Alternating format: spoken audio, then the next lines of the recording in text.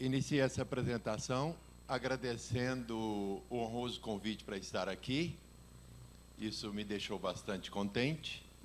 E dizer que o objetivo dessa apresentação, eu vou acelerar um pouco, dado o adiantado da hora, é compartilhar com vocês a experiência que trago como produtor rural e pesquisador da Embrapa, trabalhando com sistemas integrados de produção. Então, esse é o título da palestra. Nós tínhamos antigamente como título dessa palestra da viabilidade econômica à sustentabilidade ambiental. Nós mudamos recentemente porque nós entendemos que essa tecnologia ILPF é a junção de uma prática com muita inovação e que traz também o aspecto da sustentabilidade de uma maneira muito evidente. A Embrapa, mais recentemente, as universidades têm trabalhado muito nesse sistema, com trabalhos de pesquisa que sempre evidenciam o tripé da sustentabilidade, tanto econômico, social como ambiental. Eu vou repassar alguns dados. E para contextualizar a minha fala, eu vou apresentar um pequeno vídeo aqui, menos de 2 minutos, que ajuda a eu prosseguir.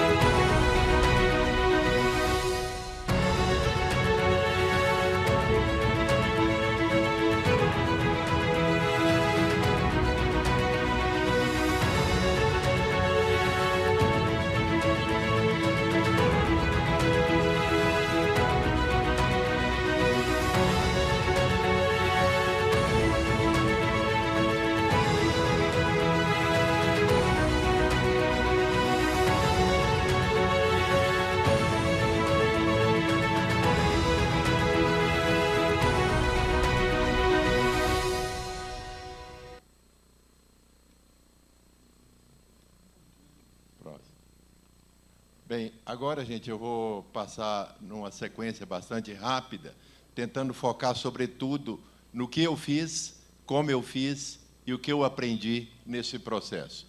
A situação inicial da fazenda era essa aí, pastos degradados, e o desafio era como mudar essa situação. A fazenda Boa Vereda, com a produtividade média da pecuária de corte de 4 arrobas de boi por hectare ano, contra a média nacional de 7.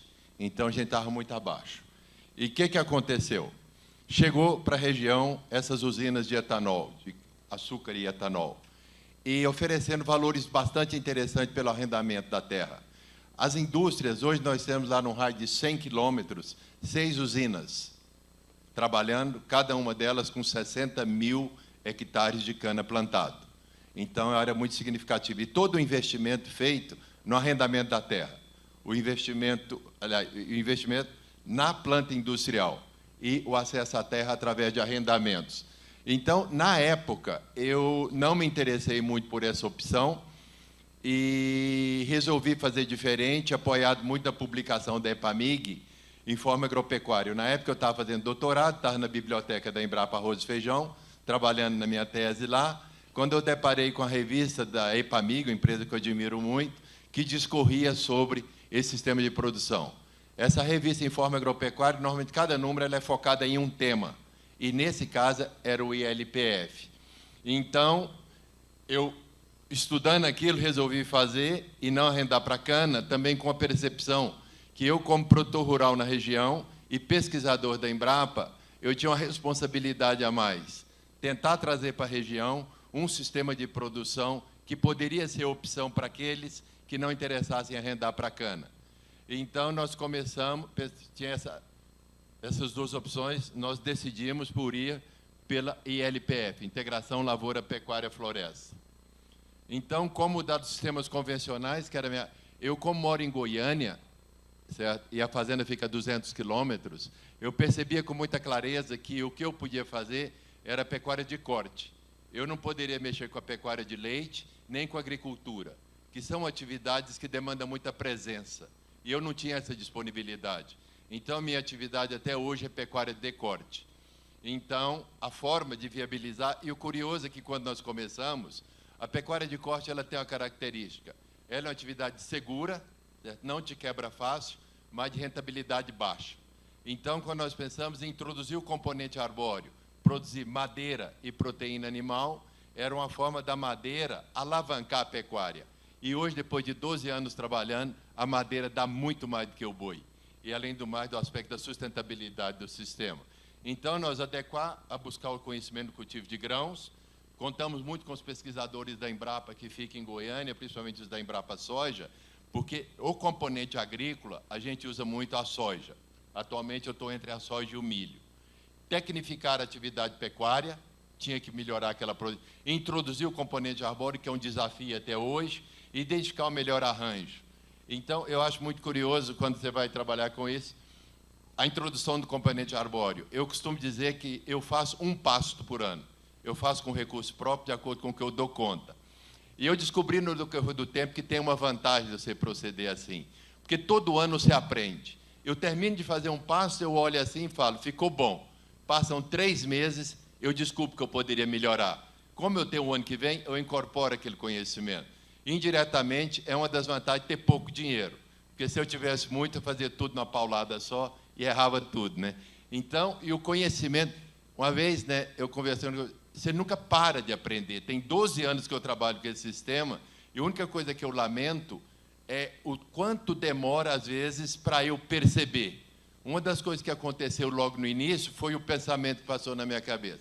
O cara que cuida de soja e de milho, que planta, o lavoureiro de soja e de milho, ele capricha na genética da semente ao plantar, para um ciclo de 100, 120 dias.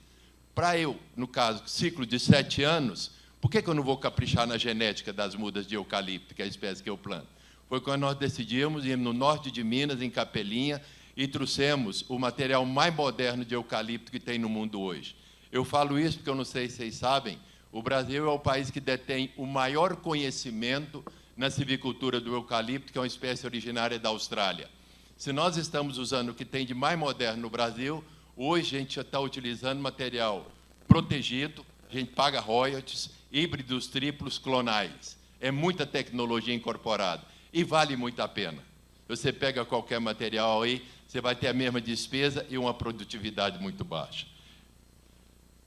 Aí, como iniciar o sistema? Isso depois de muitas mudanças. No início, a gente começava assim, eu plantava 4 linhas de árvore, saltava 22 metros, depois mais 4 linhas, mais ou menos juntos. E isso era um problemão. A hora que você ia fazer os tratos culturais na cultura da soja, tinha a deriva do herbicida, o trator passava em cima das mudas e virava uma meleca.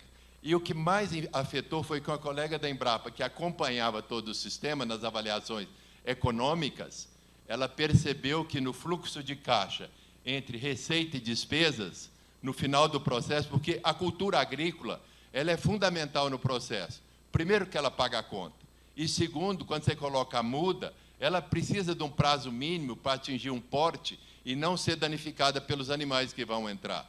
Então, nas duas culturas que a gente fazia, nesse modelo, 4 linhas, 22 metros, a área ficava assim, 64% com agricultura e 36% com florestas. E esse 64% da agricultura é que estava afetando o fluxo de caixa, fazendo ele ficar negativo. E eu queria muito que ele ficasse positivo. Foi quando nós inovamos, plantamos 100% da soja, uma soja de ciclo curto, não mais que 100 dias, porque se você planta na nossa região, esse ano vai ser mais cedo, por volta do dia 10 de novembro, 10 de dezembro, 10 de janeiro, 10 de fevereiro, 20 de fevereiro fez 100 dias, você está colhendo, como eu vou mostrar aqui. Então, 20 de fevereiro, nós ainda temos 400 milímetros de chuva na região. Isso é mais do que suficiente para o componente arbóreo se desenvolver e plantar ali sem nenhum problema. Então, nós mudamos isso buscando, e com essa inversão, nós conseguimos superávit. Sabe? Os cultivos agrícolas pagam totalmente e ainda sobram uns trocados, que era isso que a gente buscava. Você entra num pasto degradado, sai com ele reformado, com componente arbóreo introduzido, com todas as despesas pagas pelo componente agrícola. Aqui, a lavoura de soja, após 90 dias. Agora eu entro no cronograma. Toda vez que eu ver essa foto, eu levo um colega da Embrapa Soja, um japonês, por nome de Roberto Zito. Eu nunca agacharia para tirar uma foto dessa. Então, eu concluí, se você trabalha no campo, tem um japonês do lado. Tem garantia de boas fotos. Tem muitas fotos dele aqui presente. Soja, próximo 90 dias, agora vai entrar na sequência que eu vou acelerar um pouco. 101 dias, nós já estamos colhendo a soja. 103 dias, nós já estamos. Aí, eu fui convidado recentemente, um tempo atrás, para em São Carlos, São Paulo, dar uma palestra lá, né, Embrapa Pecuária Sudeste. Eu praticava 4 linhas, tentei 3 linhas, vários arranjos. E lá eu vi uma linha a cada 10 metros por aí. E como é um centro muito tecnificado, eles medem tudo. Velocidade do vento, iluminação, produção da forragem, produção das árvores. E os dados indicavam que esse arranjo era muito bom. Aí eu mudei para uma linha a cada 15 metros. E venho praticando isso já há um bom tempo, muito satisfeito. Só que, 2 anos atrás, eu vendia madeira a R$30 o metro da floresta em pé. Nós conseguimos produzir, nesse arranjo aí, 40 metros de madeira por hectare ano. O pessoal fala que a árvore é a poupança verde. Essa é a maior verdade. Porque esses 40 metros que produz todo ano, você não pega ele. Mas, no final de 6 anos, você pega 240 metros. 240 metros que eu estou vendendo hoje a 100, dá 2.400, desculpa. 240 metros vezes 100, 24 mil. Então, observa só, 40 metros por hectare. Eu costumo dizer que quando você adota esse sistema aqui, você transforma a sua propriedade num edifício de 2 andares. No térreo, os animais ficam pastando, no primeiro andar, a copa das árvores produzindo para você. De graça, 40 metros. Essa madeira que é produzida, não vai 1 hora máquina, não vai 1 litro de óleo diesel, não vai adubo, não vai nada. É a natureza trabalhando para você. Eu falo, eu viajo, dou muitas palestras e tal, não interessa, se é sábado, domingo, feriado, deu 6 horas da manhã, as árvores estão trabalhando para mim. E com 40 metros de madeira por hectare ano, que eu estou vendendo hoje, dá R$4.000 por hectare, livre. Não tem nada, não tem soja, não tem vaca parideira, não tem algodão. Recentemente eu vim no Ministério da Agricultura aqui, eles me chamaram para ir em Nova York falar com um grupo de investidores, eu preferi vir aqui apresentar para eles, para ver se eles tinham certeza, né? Aí acabou que eu fui. Aí tinha uma mulher lá na plateia, a hora que eu terminei de falar, ela falou assim, nossa, gente, vou vender meu carro, andar de Uber e vou plantar eucalipto. Então, você tem que prestar muita atenção no mercado, certo? Se você está vendendo hoje, eu vendo posto em Itumbiara, essa fazenda fica a 50 quilômetros de Itumbiara, a R$200, posto lá no pátio. Um caminhão pega 30 metros. Então, isso aí dá R$6.000. Uma carga de R$6.000 não suporta um frete de mais de 1.000. Porque você vai ter o custo da derrubada, o custo de picar, o custo de carregar, o custo de descarregar e a nota fiscal. Então, você tem que produzir a sua... Quando você for plantar, olhe o mercado. Produzir não é difícil é comercializar. Hoje, com a falta de madeira, a Suzano, da Bahia, está vindo em Mineiros, já está aí, comprar floresta, que está faltando muito. O ano passado eu comprei a muda a 50 centavos. Esse ano eu fui comprar R$1,20. Por quê?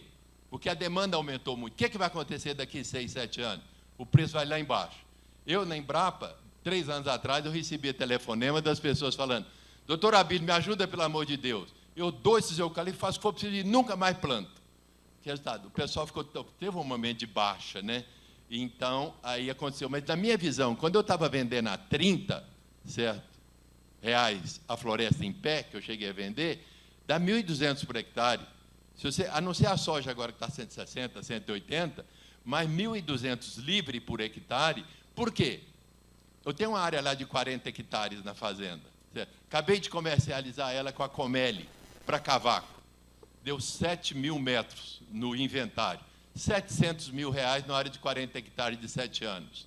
O que acontece? Nessa mesma área, eu continuei engordando boi. Hoje nós conseguimos a produtividade de 18 arrobas de boi por hectare ano. É uma produtividade considerada muito boa, contra a média nacional de 7. E são os dados praticados que a gente consegue lá. Então, eu vivo falando, tem uns 10 anos que eu dou essa palestra em vários lugares, eu não entendo por que o pecuarista de corte ou de leite não produz leite e madeira ou carne e madeira em suas áreas. Essa combinação é muito perfeita. A redução da temperatura. A Embrapa Gado de Corte fez um estudo lá, com 2 lotes de animais, 20 animais do mesmo padrão, Nelore, da mesma era, e 20 de cá. E colocaram esses 20 num ambiente arborizado e 20 num ambiente não arborizado. Observaram que esses animais, no ambiente arborizado, consumiram 35% menos água. Isso é um fator muito importante. A Embrapa Cerrados, aqui mesmo, fez um trabalho aqui nessa unidade que tem de gado de leite, a Isabel, pegou 20 novilhas iguais, mesma era, mesmo estágio, e 20, botou no ambiente arborizado e as outras no ambiente não arborizado. Observou que essas fêmeas ovularam muito mais nesse ambiente. É muito fácil de compreender. O conforto térmico tem um efeito muito importante. Nessas áreas, nessa fazenda aí já foram desenvolvidas mais de 15 dissertações de mestrado, tese de doutorado, eu trabalho em parceria, a UNB já teve lá, Fundação, ex-professor Serri aqui, os orientados dele teve lá recentemente na tese de doutorado. Isso gera muito conhecimento, eu aprendo muito, eu faço o máximo para contribuir.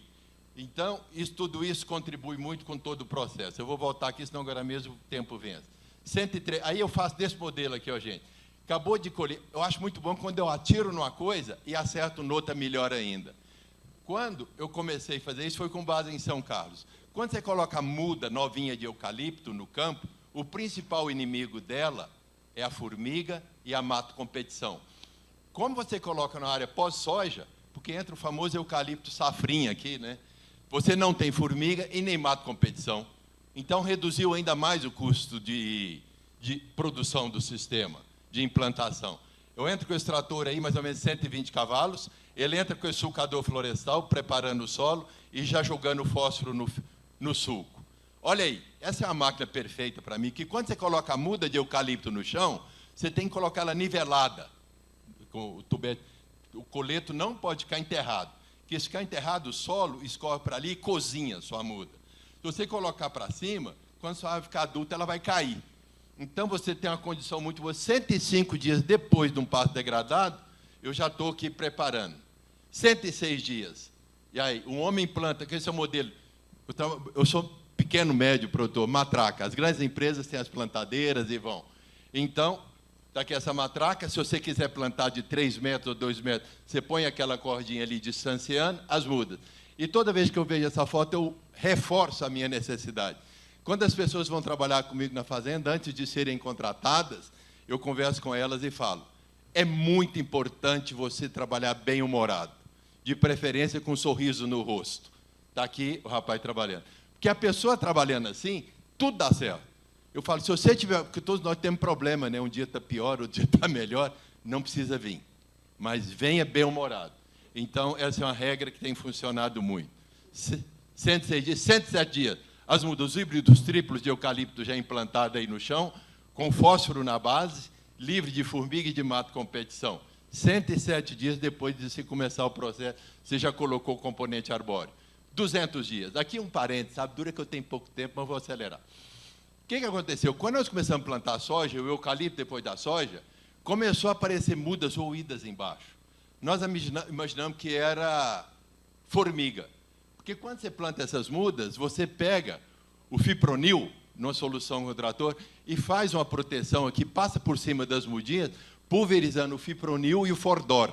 Fordor é um herbicida próprio ao eucalipto, que você joga em cima, não prejudica em nada, e ele é um pré-emergente, não deixa nascer nada. Então, essa é a prática. Eu tinha feito, e aparecendo. E quando você joga aqui o fipronil, nessa área de 1 metro aqui de cada lado, a formiga, eu faço isso e faço um cinturão em volta da área que foi plantada. Porque quando você vai plantar, você tem que matar a formiga na sua área e no do vizinho, porque à noite ela vem e faz um estrago muito grande. E quando você planta o eucalipto, você só pode replantar até o 30º dia. Porque o desenvolvimento é tão rápido, se você plantar uma muda depois, vai ser eternamente uma árvore dominada. Porque o arranque, ela perde o time ali. Então, isso foi uma dificuldade, porque eu sabia que quando tinha regente, a formiga não passava. E vai ali, eu falo isso, algumas pessoas falam algumas coisas, até minha filha está aqui, a Samara, agradeço a presença dela, é que eu falo assim, a pessoa fala, o fato de eu estar na Embrapa e ter um pé na ciência e um pé no campo, antigamente o pessoal falava que eu conseguia algum resultado por isso. Hoje eu vejo com clareza que eu sou, na verdade, um privilegiado. Porque as dificuldades que eu tenho, sabe, eu tenho todos os colegas ali para trocar ideia, e isso facilita muito minha vida. Aí, tal, e continuava, até que nós descobrimos, com a ajuda do Ed Cirós, da Embrapa Soja, que era o grilo, filho da puta. Ele multiplica demais lá de baixo, porque quando você perde, dói no bolso, sabe? Você nunca esquece. Aí, o que acontecia? A formiga não chegava no regente. Só que tem que eu não pensei que o grilo pula. Sabe? Então, daqui ele pulava em cima da minha mudinha. Perdi, no primeiro plantio, quando eu descobri, foram mais de 2.000 mudas. Aí, de um ano para o outro, eu consegui mudar o processo. Eu admiro muito esses pesquisadores, a visão certeira do cara. Quando eu procurei, falou, Abílio, deixa eu estudar os hábitos alimentares do grilo. Eu falei, então tá. Daí 15 dias, falou, Abílio, você vai fazer o seguinte, na próxima safra, depois que você acabar de plantar o eucalipto, você vai plantar milheto. Isso aqui é o milheto. Ó. É uma excelente cobertura, sabe, depois da soja, é recomendável, porque ele tem uma preferência pelo milheto em relação à muda. Eu imagino também que, em termos práticos, é muito difícil ele ficar pulando no meio dessas varetas, sabe? Vai indo, ele cansa, aí para de chegar. Mas nessa, quando nós aplicamos o milheto, foram 4 mudas no meio de 10.000 mudas. Então, eu fiquei encantado, sabe? Na primeira tacada, o cara dá uma resolvida assim, 200 dias depois que a gente começa. 365 dias. Quando nós começamos, nós apoiamos muito na experiência da Votorantim, no município de Vazante, Minas Gerais. E eles faziam cultura de arroz, uma cultura de milho, depois uma cultura de soja. E o pecuarista, ele não é meio avesso, mudou muito agora, sabe? Porque viu a necessidade da prática agrícola no sistema da pecuária. Ele quer voltar o mais rápido possível. Então, eu fiz de tudo para encurtar esse período. O máximo que nós conseguimos encurtar, acabei de encurtar mais 2 meses, é você plantando soja, aqui, ó, 365 dias depois, está aqui, plantio da segunda safra de soja. Como eu planto ela, um ano depois entra a segunda safra, atualmente, sabe o que eu estou fazendo aqui? Estou plantando milho com capim. Porque quando eu planto essa soja aqui, eu vou colher ela em fevereiro do ano seguinte, tem pouca chuva. De novo, orientado pelos colegas da Embrapa. O pessoal implanta muito forragem a lanço na superfície. E o meu perfil é avesso a risco. Eu não gosto de risco. Até eu acho ruim, porque diz que o cara que é empreendedor, ele gosta de risco. Né? Infelizmente, tem que concluir que eu não sou muito empreendedor. Mas, o que acontecia? Eu plantava a soja. Em vez de jogar ela a lanço, eu entrava com a plantadeira plantando. Segundo o argumento do Zito, quando você joga a lanço, o seu risco é muito grande. Você já está caminhando para o final do período chuvoso. Se você põe na plantadeira, ela cai no leito ali e a chance de formar é muito grande. Fizemos isso os 4 anos seguidos, nunca perdi, nunca frustrou um plantio. Por essa técnica que os colegas que me vendiam semente, os sementeiros, né, um deles falou, Abílio, se eu soubesse que você estava plantando capim em fevereiro, eu não ia deixar de jeito nenhum. Mas a gente estava plantando, eu não estava jogando nele a lã. Aí o que eu fiz agora? No lugar dessa soja aqui, eu estou plantando milho com capim. Porque quando eu planto a soja, que é tudo aprendizado, quando eu plantava a soja desse jeito, e depois plantava o capim, eu deixava mais ou menos uns 70 dias por aí, e depois eu dava um rebaixo ali. E o mais frequente eu ver era touceira de capim na boca do animal, porque ela estava mal enraizada. Então, isso acabava que era um prejuízo. Aí nós mudamos, nesse lugar aqui da soja, milho com capim. Então, quando o gado entra aí 120 dias depois de implantado, o capim está bem estabelecido, está garantido, e com isso, sabe, eu ganhei muito tempo nesse sistema. 1 ano depois, a gente entra fazendo isso aí, a segunda safra de soja desenvolvendo, 1 ano e 10 dias, aí um pouco a saia do eucalipto, para evitar a deriva. Anteontem eu estava em Uberaba, na BCZ, apresentando isso aqui, e um rapaz pegou e falou assim, mas essas linhas perto do eucalipto estão menores. Eu peguei e falei assim, olha, é porque é tudo arrendado, a parte agrícola eu terceirizo, eu não tenho perna para cuidar de tudo. Então, a pecuária e árvores é comigo. Aí eu falei para ele, não é que eu peço para o arrendatário plantar bem pertinho, porque aí as árvores aproveitam um pouco o adubo da soja. Então, talvez por isso que ela está menor ali. Aí, a segunda safra de soja, 1 ano e 3 meses, já próximo de colher. Aí, era o meu modelo, implantando a pastagem, e isso eu tinha que ficar mais ou menos 2 meses e meio. Eu cortei esses 2 meses e meio. Então, é realmente 1 ano mais um ciclo do milho. E fechou. Aqui, esse é o Quênia, né, da Embrapa, que eu plantei lá. Aí, tudo alinhado, plantado, 1 ano e 4 meses. Aí, o sistema L plantado, 1 ano e 6 meses depois. Isso aí reduziu para 1 ano e 4 meses. Já produzindo madeira e boi. Aí, né, falando da tese lá da menina. A menina fez isso. Na outra imagem eu vou falar. Olha aí, resultado de 1 hectare. 18 arrobas de boi, mais 45 metros de madeira. O curioso é que, para produzir 18 arrobas de boi, eu tenho que adubar o pasto e suplementar os animais o ano inteiro. Mas, é o que eu costumo dizer, vale muito a pena a adoção de tecnologia. Tecnologia é cara. Mas eu falo para as pessoas, se você não tiver para adotar na fazenda toda, adota num pedaço, mas faz em alto nível, que você vai ter lucro. Se você não tem dinheiro para comprar adubo para tudo, não faz uma meia boca de adubação, não, que você vai perder dinheiro. Então, quando chegou nesses 45 metros, com 600 árvores, que era o sistema que eu usava, 4 linhas, 22 metros, o pessoal da universidade fazendo os estudos lá, eles sempre inventariam, né? Levanta o volume de madeira produzido pelo componente arbóreo. Aí, mediram várias vezes e com 600 árvores estava produzindo 45 metros de madeira por hectare ano.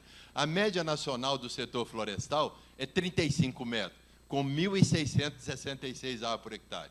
Com a floresta comercial, ela é plantada no espaçamento 3 metros entre linhas e 2 entre plantas na linha. Isso dá 1.666 árvores. Falar, como é que pode eu ser com 600 árvores estar produzindo 45? Aí nós vamos refletir e descobrir. Descobrimos lá, né? No processo de adubação, no início do período chuvoso, que eu jogo na forrageira, a forrageira não tem a capacidade de absorver todo aquele adubo. E parte dele vai perder no perfil do solo.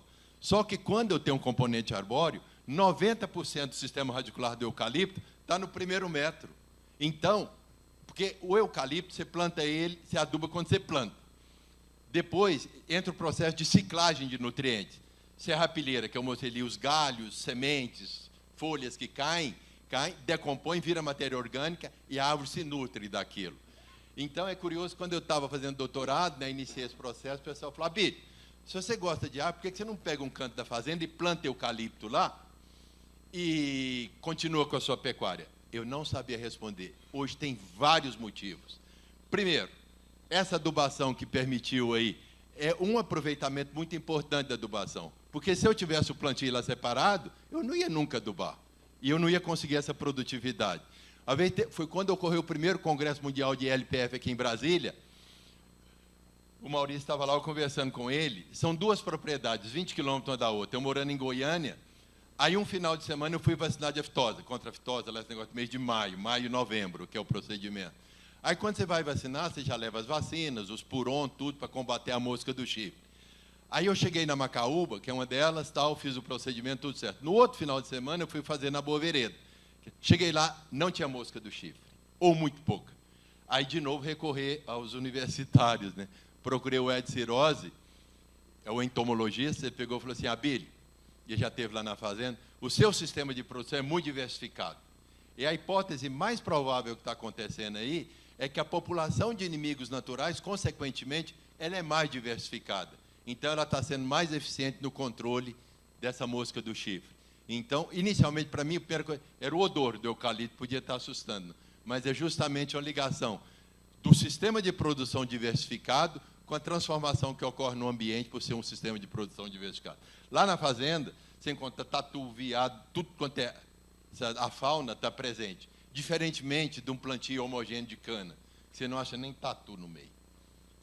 Vamos lá. Aqui, aprendizado no campo. Isso aqui é lá na entrada da fazenda, nós plantamos esses IP, mas não vou ter tempo de contar essa história, não.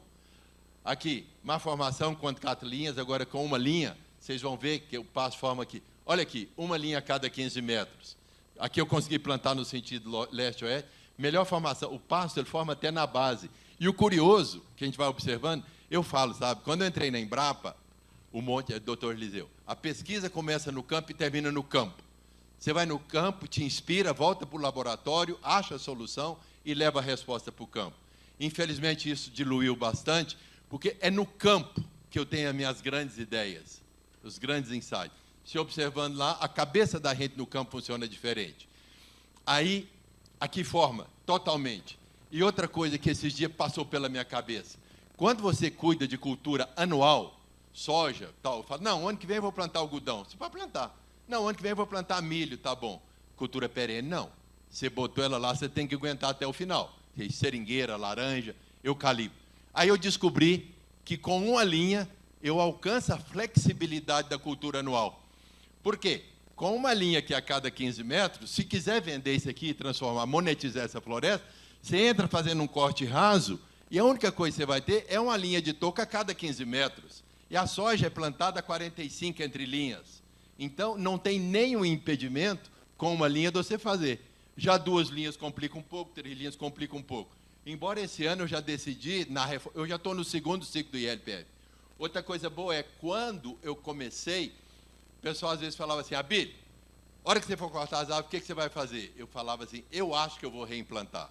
Eu estou no 3º ano de renovação do ILPF, faltam 10 minutos, vou acelerar. Então, gente, está aí, sabe, eu estou reimplantando, e qual foi a minha percepção? Quando eu estava vendendo a madeira a 30, o boi estava muito bom. Agora o boi está muito ruim, mas a madeira está muito boa. Então, um vai salvando o outro. Então, eu mudei o arranjo, em vez de plantar aqui, uma linha a cada 15 metros, dá 333 árvores por hectare. Aí eu fiz uma mudança lá, passei para 420. Se o que está remunerando melhor é a madeira, eu vou dar um foco melhor nela, que não atrapalhe em nada a atividade pecuária. Melhora a formação da pastagem, redução do efeito da sombra e tal. Aqui, outra coisa extraordinária, o campo. Uma das coisas do setor florestal que todo mundo teme é o incêndio florestal, porque ele sobe para a copa das árvores, aí vira um incêndio de copa. A única forma de você dominar é pegar um trator de esteira e ir lá na frente derrubar a mata, abrir, certo? Bastante. Aí, no sistema ILPF, lá nós estamos rodeados de cana, nas 2 fazendas. Aí pegou fogo um ano lá, eu tirei foto disso aqui. O cara abriu a porteira, o carro-pipa foi lá e rapidamente apagou todo o fogo. E esse fogo foi na reserva legal. Aí, quando o caminhão foi lá para apagar, a mangueira ia 20 metros, jogava o guincho. O fogo que estava a 25, tem que deixar queimar, porque não consegue chegar. Então, no sistema ILPF, se você tiver uma questão de incêndio, olha aí, não é uma tragédia igual seria num plantio homogêneo. Isso aqui foi um ano que morreram os eucaliptos, lá uns 2 anos atrás, de 7 anos, por déficit hídrico. Essas mudanças climáticas é um fato real. Aí eu consultei um colega nosso, foi um colega, hoje ele é o Teotônio, não sei se você conhece, é um cara muito famoso aí na área de clonagem de eucalipto. Nós moramos juntos em Viçosa na época, eu falo com ele, Theo, a minha sorte é que eu te conheci quando você era muito simples, porque hoje você ficou tão importante que seria difícil. Aí morreu, ele falou, é um material I224, eu nunca vi desse jeito, sorte que morreu com 6 anos, estava na hora de vender, né, que se morresse com 2 era uma tragédia. Mas o próximo ano, eu acho bom a velocidade que eu tenho de mudar. Você vai comprar um material da Gerdau, selecionado em 3 Marias, Minas Gerais, que é considerado uma zona de maior déficit hídrico do Brasil. Aí fui na Gerdau e compramos esses 4 clones aí, estamos testando lá e vamos ver como é que vai ser o ajuste. Olha aí, sustentabilidade, o conforto é menos 4 graus. E olha aqui, nessa pastagem, é muito comum você ver em pastagem, trieiro dos animais, para lá, para cá. Eles andam na fileira das árvores. Então, não tem aquele negócio. Aqui, essa foto aqui foi tirada no mês de julho. No mês de julho, no Cerrado, já está muito seco. Aí, você observando, lá na fazenda, são os últimos passos a secarem. Por quê? Porque um vento fraco, são 8 km por hora, fraquinho. A menina, na dissertação de mestrado, ela mediu tudo, 1,5 km. Que o que seca a forragem é o efeito do vento que desidrata ela. Então, como tem esses paredões aí, então o vento não provoca esse inconveniente. Então, o pasto segue verde por mais tempo. Aqui outra foto do Roberto Zito, fonte de energia renovável, 45 metros. Ah, isso aqui, antes da pandemia, a Singenta me chamou para ir em Campinas, naquele evento Anagro, que isso lá, reúne as 1000 lideranças do agro, põe lá dentro 4 dias e tal. E eu sou muito preocupado, tem um colega meu da Embrapa Floresta, como eu dou muita palestra, ele falou, Abílio, você tem que tomar cuidado para suas palestras não virar feijão com arroz. toda vez a mesma coisa, né? Antes da pandemia, que estava meio acelerado, eu tinha tomado a decisão. Falei assim, quando me chamar para falar num lugar, eu vou chegar lá e falar assim, quem já viu minha palestra, levanta a mão. Se der mais de 50%, eu vou embora, que não precisa falar não, que vocês já viram, né? Mas depois eu mudei de ideia. Mas lá para esse evento da Singenta, eu falei, eu precisava fazer alguma coisa nova. Aí nós tínhamos análise do solo em 2009 lá. Em 2017, eu fui lá e fiz a nova análise. Olha o que aconteceu com o teor de fósforo, o teor de matéria orgânica. Esse quadro, assim, que eu apresentei a primeira vez lá, aí fica a pergunta, qual que é o sistema de produção que produz 18 arrobas de boi, mais 45 metros de madeira, e o solo segue melhor? Recentemente eu vi uma definição de solo que eu achei extraordinária, eu vou compartilhar duas coisas que eu estava pensando. Se vencer o tempo, você fala que eu paro na hora. O que aconteceu? Solos. Quando você está na universidade, o professor define solo lá nas 4, 5 linhas, e quando ele pede na prova, se você não responder igualzinho, te corta uns pontos, né? Aí, para mim, a melhor definição de solo foi o que eu vi esses dias, numa publicação que eu vi aí de um autor americano. Ele fala assim, solos, né, é uma fina camada que reveste todo o planeta Terra e que nos separa da fome. Isso é solos. Eu achei isso extraordinário. Eu costumo dizer que toda vez que me chamam, como pesquisador da Embrapa, eu já sou pago para dar as palestras. Meus meninos me perguntam, por que você não cobra? Não, já sou pago. E aí, quando chama, eu falo, conta comigo, mas na hora de ir, dar um trabalho, para vir aqui, eu tinha que levantar 3h30 hoje, que o avião saía 4h30 lá de Goiânia, mas estou firme. Diz, quem madruga, Deus ajuda, né? Aí, o Ministério da Agricultura me chamou que uma vez que eu achei, fala assim, acontece alguma coisa que mostra que valeu a pena. Aí, no evento aqui, o Dia Nacional de Conservação do Solo, me chamaram para vir dar uma palestra e eu vim. Depois da minha palestra, entrou um japonês lá, produtor em cristalina. Ele apresentou, e durante a apresentação dele, ele mostrava de maneira clara a preocupação com os aspectos conservacionistas da atividade. E ele finalizou dizendo o seguinte, a fazenda está aberta para visitação. E como vocês já viram, a fazenda produz trigo, produz feijão, produz boi, produz soja. Mas se vocês chegarem lá e encontrar o meu avô que está aqui presente, aí pediu o avô dele, levantou o pai dele, 3 gerações, eu cheguei uns 40 anos mais ou menos, e perguntar para o meu avô o que a fazenda produz, ele vai responder para vocês que a fazenda produz ambientes produtivos. Eu achei isso muito sofisticado. Porque se você trabalha no campo, preocupado com essa visão, produzindo ambientes produtivos, o que você pôr lá vai produzir, que seja soja, milho, algodão, árvore. Então, eu gostei muito dessa percepção. A fazenda produz ambientes produtivos. Então, acho que todo produtor que tiver, e sempre eu compartilho, eu acho uma coisa maravilhosa. Então, por exemplo, esse aqui, quando eu vi, né, esse aqui eu achei extraordinário. Então, isso mostra, porque eu costumo dizer, não adianta você produzir 140 sacos de soja por hectare, ou uma quantidade enorme, e deixar o solo detonado. A preocupação que tem hoje é você produzir. Isso eu percebi. Quando o Ministério me chamou para ir em Nova York falar com um grupo de investidores, eu fui lá a noite inteira, me deram 15 minutos para falar, eu achei até bom, porque foi em inglês, né, que aí você não conta tanto caso. Aí, apresentei, e voltei no dia seguinte. E voltei perguntando, por que esse pessoal me chamou para vir aqui? A minha leitura é que existem as cabeças pensantes no mundo, essa preocupação de 7 bilhões de pessoas para 9, o que acontece? Hoje são 7 bilhões de pessoas que alimentam no planeta Terra. Em 2050 vai ser 9.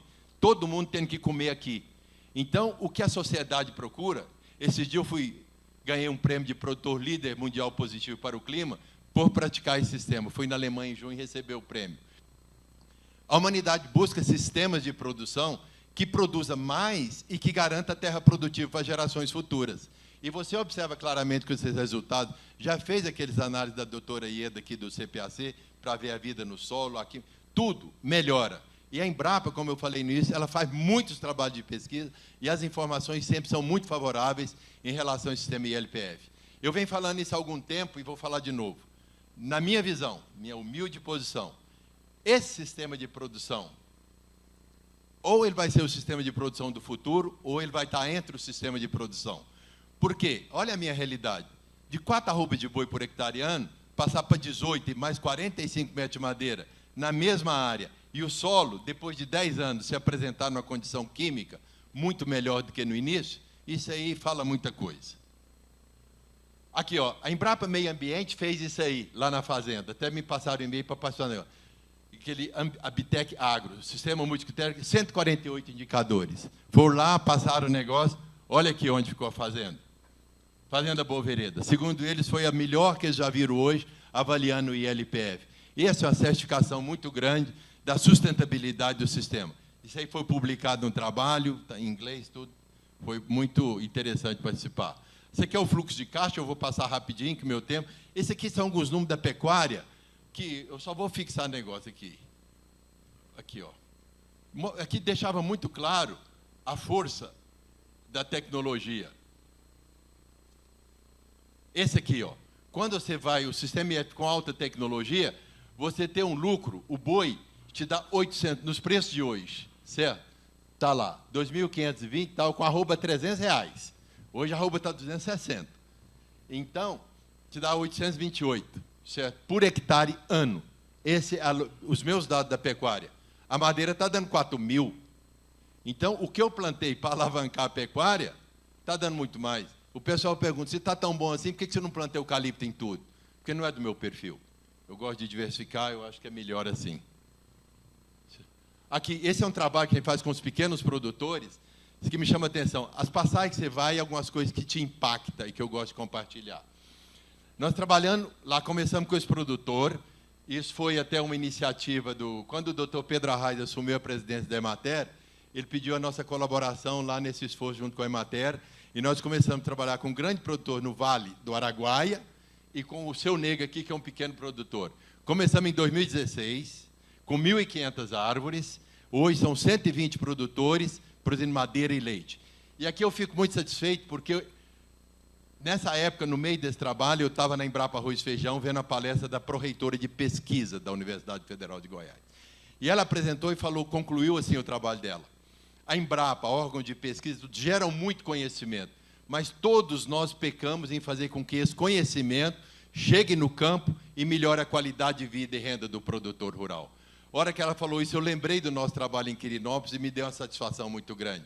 Porque esse Seu Nego, nós plantamos em 2016 1.500 árvores, como eu estou um pouco na frente deles, eu sei mais ou menos por onde eles vão passar. E eu falava para o Seu Nego assim, Seu Nego, qualquer hora dessa, o senhor vai receber um cheque de uns 15, 20 mil reais que não estava no radar do senhor. Aí, tal, vamos ver o que acontece.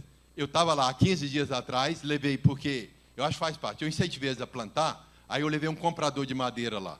Fizemos um evento lá de tratamento de madeira, ele deixou o telefone, ó, quiser vender, é para ele. E só vende adiantado, porque a chance do cano é muito grande. Aí o cara foi lá, em 1.500 árvores, o cara ofereceu 50 mil. Ele preferiu não vender por causa da sombra, ele mexe com leite. Em 48 hectares, ele tira 1.000 litros de leite por dia. E com ele, nós expandimos assim. Aí, essa foi muito impactante, a fala da pró-reitora. Outra que me impactou muito, eu gosto de ver as visões diferentes quando se apresenta. Eu estava na Bélgica, lá falando com a Comunidade Econômica Europeia, e quem estava presente era Marcos Galvão, o embaixador do Brasil na Comunidade Econômica Europeia. A hora que eu acabei de apresentar, ele subiu lá, parabenizou pelo trabalho e falou assim, do meu ponto de vista, esse trabalho que vocês fazem lá no Brasil com os pequenos produtores é o verdadeiro trabalho de inclusão social. Eu nunca tinha visto esse trabalho por esse ângulo, mas é verdade, porque, sabe, de domingo a domingo é um trabalho muito sacrificante e eu, assim, me deixa muito tranquilo e muito, assim, leve, porque eu vejo muito claro, quem paga meu salário é a sociedade brasileira. E eu tenho que retribuir para ela, de alguma forma, esse salário que ela me paga. E nesse trabalho, eu consigo visualizar, sabe, que estou fazendo alguma coisa de bom e conseguindo retribuir. A Fazenda Santa Bárbara, produzindo leite e madeira, e semana até 2018, a evolução da adoção dos produtores, região. Esse foi um trabalho também que nós fizemos, inspirado na fala do Paulo Hermann, que uma vez eu vendo ele falar, ele disse o seguinte, que a academia precisa mudar um pouco o currículo. Esse negócio de formar agrônomo, sabe, que o cara, eu sou fitopatologista, só vejo doença, eu sou isso. Precisa ter uma visão mais sistêmica do negócio. Aí lá nesse Instituto Federal, nós implantamos esse sistema de ILPF junto com os alunos lá em parceria com o Instituto Federal de Morrinhos, e foi muito inovador. Nós fizemos um ILPF, um teste clonal e um teste de progênie. Aqui, em ILPF, está sendo testados os 40 clones melhores do Brasil e 32 famílias. Qualquer empreendimento grande no setor florestal, certamente o cara vai procurar os dados aqui para decidir qual material vai plantar. e plantada em sistema ILPF. Todos os alunos que passam pelo Instituto Federal, eles saem de lá com uma boa noção do que é o ILPF. Aqui, professor da Universidade Nottingham, esse aqui que foi, lá visitando, né, e o seu negro não entendia inglês, a gente tentando traduzir, e eu tive uma ideia. Pedi para ele escrever uma carta para o seu negro, dando as impressões dele. Ele escreveu essa carta aqui, elogiando demais, nós traduzimos, e todo mundo que chega no seu negro, ele mostra a carta que ele recebeu do professor da Inglaterra lá. Aqui eu mostro isso mais para mostrar, do meu ponto de vista, o quão o mundo está dando importância para essa tecnologia. Foi a vez que eu fui em Nova York lá, a convite de uma relação nesse ICABR lá, nos Estados Unidos. Eu estava lá falando, em Washington, né, e o Maurício estava na plateia. E eu ficava nesse negocinho aí, eu mesmo passando os slides. Esse meu dedo tremia tanto que eu quase tinha que pegar o outro para ajudar a passar. Bem nervoso. Na Polônia, quando nós fomos lá, nessa última de Estocolmo eu participei de forma remota, algumas publicações geradas, sabe, lá, em termos de paper, book e tal, e esses trabalhos dessa colaboração, está tudo nesse repositório da Embrapa aqui. Essa palestra vai ficar aqui à disposição para quem tiver interesse. Aqui, algumas ações de transferência de tecnologia, sabe, prêmios e tal. Isso aqui foi o Congresso Internacional de Carne que teve em Goiânia, e eles entraram em contato, perguntando se o encerramento do Congresso poderia ser lá na fazenda. Estou terminando, minha menina está mostrando que passou da hora. Uma publicação aí a mais, está no final, ecoeficiência, comunicado técnico. Participamos de 12 reportagens do Globo Rural, ganhamos aquele Fazenda Rural Sustentável, publicações do Jornal de Goiânia, Gazeta do Povo recentemente. Isso aqui foi quando eu vim no Congresso aqui mundial de ILPF. Eu vim falar e tinha que correr para a fazenda para receber uns americanos que pediam pedido para visitar. Na saída veio uma moça, me falou e perguntou: por que você não participa do prêmio Walmart de Sustentabilidade da Câmara de Indústria e Comércio Brasil-Alemanha? Aí nós suplementamos e ganhamos. Isso, desse que eu estava meio no início do negócio, tinha um valor muito grande porque dava segurança que você estava no rumo certo. Então as coisas vai te forçando, como é uma coisa meio diferente, fazenda sustentável. Esse aqui foi 2021, foi o grande, onde eu fui reconhecido mundialmente, junto com mais 7 produtores do mundo, como um produtor líder positivo para o clima. São aqueles produtores que adotam, 5 minutos, estou terminando, adotam práticas favoráveis, amigáveis ao meio ambiente, com base nesse ILPF. Isso é eu e minha neta. Aí, lá recebendo o prêmio, a minha filha, outra, é muito ciumenta, ela sempre pergunta por que a minha mão está na cintura da mulher de vermelho, mas ela me abraçou, eu tinha que passar uma também para corresponder, né? Aqui, gratidão ao Instituto, esse pessoal. Aqui, seu nego, numa imagem, e agora um vídeo para terminar, que é a última que nós vamos passar. 15 anos. A gente que produz alimento tem que ser persistente, a pessoa tem que trabalhar correto e tem que fazer bem feito. Que é uma coisa que eu não imaginava, é gerar modelo de negócio. Eu sou José Ferreira Pinto, mas todo mundo me conhece por Nego. Tem uns 15 anos que nós já trabalhamos com leite, eu e minha família, aqui no município de Quirinópolis. A minha fazenda é pequenininha, 48 hectares, mas está dando para produzir. Aqui a fazenda foi registrada no cartório por Fazenda Cachoeira do Rio Preto. Mas minha mulher gostava muito da fazenda, para ela era um cantinho do céu. Aqui na região o povo está plantando muito cana. O gado não gosta do calor, só pastava à noite. É igual nós, deve estar caçando uma sombra e a vaca não é diferente. Um tempo atrás nós fizemos a visita do Abílio.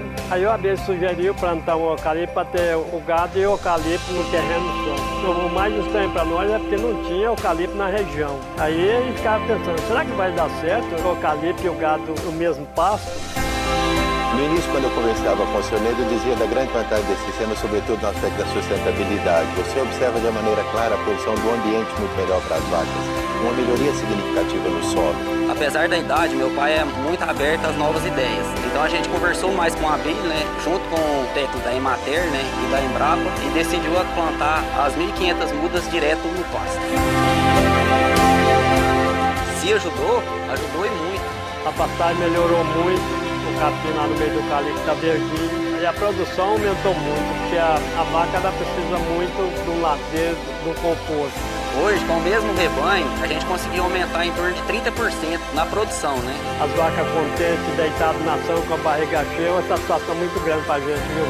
Por tudo isso, a fazenda do Seu Nego ela é considerada hoje uma unidade de referência tecnológica. Temos 74 produtores adotando essa tecnologia, com um total de aproximadamente 15 mil árvores plantadas, com todo o trabalho iniciado aqui. E a minha esposa tinha razão, porque isso aqui para mim é um cantinho do céu. Eu adoro isso aqui. Aqui, gente, tem uma explicação. Naquele evento da Singenta, quando eu terminei de falar, aí o diretor de marketing me procurou perguntando se eu concordava em ajudá-los em produzir um vídeo dessa história. Aí contrataram a agência de publicidade de São Paulo e vieram e foi produzido. E aí a imagem final, obrigado pelo tempo de vocês.